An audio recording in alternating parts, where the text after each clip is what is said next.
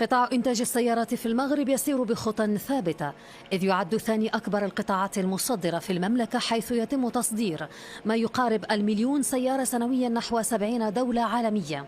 وليحقق حجم عائدات من الصادرات يقدر ب100 مليار درهم سنويا، ليصبح القطاع الأول الذي يساهم في اقتصاد البلاد، وليضع المغرب في المرتبة الأولى إفريقيا على مستوى الإنتاج، والثالثة عالميا من حيث التنافسية في القطاع السيارات بعد الهند والصين.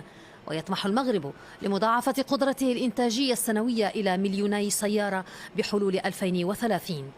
هي استراتيجية دولة يرعاها جلالة الملك محمد السادس مكنت المغرب من تسجيل تقدم هام في هذا القطاع على مدى العقدين الأخيرين، بفضل اعتماد الصناعة المغربية على مبدأ الانفتاح الاقتصادي العالمي، واستنادها إلى استراتيجية طموحة وواضحة نابعة من رؤية مجالية جعلت المغرب اليوم وجهة عالمية لصناعة السيارات.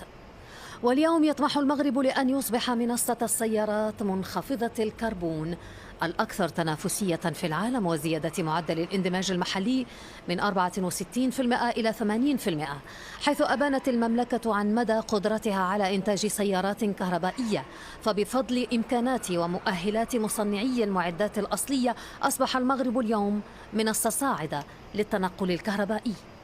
قطاع السيارات في المغرب شاغل قرابة 160 ألف شخص حتى حدود سنة 2022، من بينهم 7,000 مهندس.